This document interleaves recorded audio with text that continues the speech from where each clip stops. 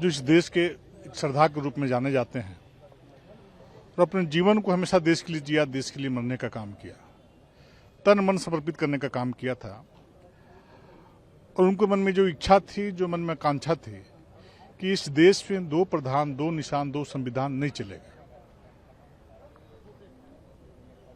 इस प्रकार से आप जम्मू और कश्मीर की जो स्थिति आप सभी लोग जानते हैं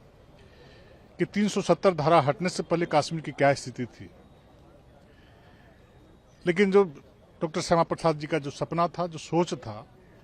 भारत के मां के लाल, देश के यशस्वी प्रधानमंत्री आदरणीय नरेंद्र मोदी जी जब प्रधानमंत्री बने तो 2014 से पहले जब उन्हें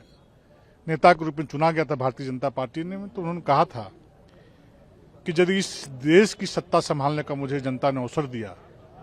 तो सबसे पहले 370 की धारा को हटाने का काम करेंगे और स्वतंत्र कश्मीर बनाने का काम करेंगे। और मुझे लगता है कि पहले सत्र में तो एक संभव नहीं हो पाया, लेकिन दूसरे सत्र में जब 303 सांसद जब चुन करके आए इस देश में, तो पहला काम किया कि 370 धारा को हटा करके जो देशद्रोहियों के द्वारा, राष्ट्रद्रोहियों के द्वारा जो 370 को लागू करके रखा था, उस संविधान में संशोधन करके उस धारा को हटाने का काम किया और स्वतंत्र कश्मीर में आज़ादी पूर्वक जीने के लोगों को अधिकार देने का काम किया। आज श्रद्धेय डॉक्टर श्यामा प्रसाद मुखर्जी, जहाँ भी उनकी आत्मा होगी,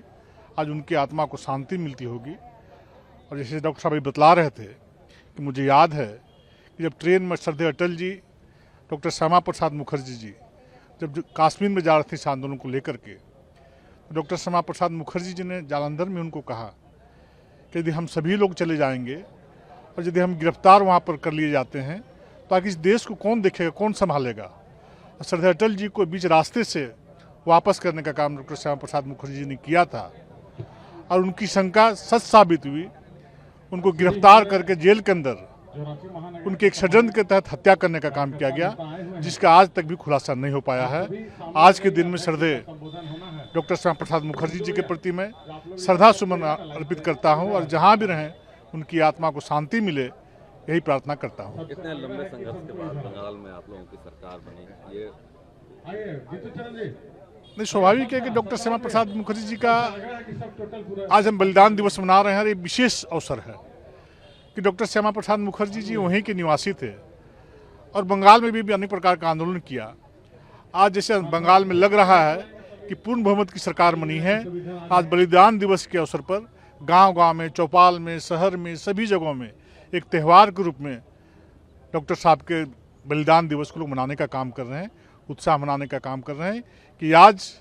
जहां भी होंगे डॉक्टर साहब, उनकी आत्मा को शांति मिली होगी कि जो सोच और सपने के साथ जो हमने देश में आंदोलन किया था, आज वो सपना जाकर के साकार होने का काम किया है।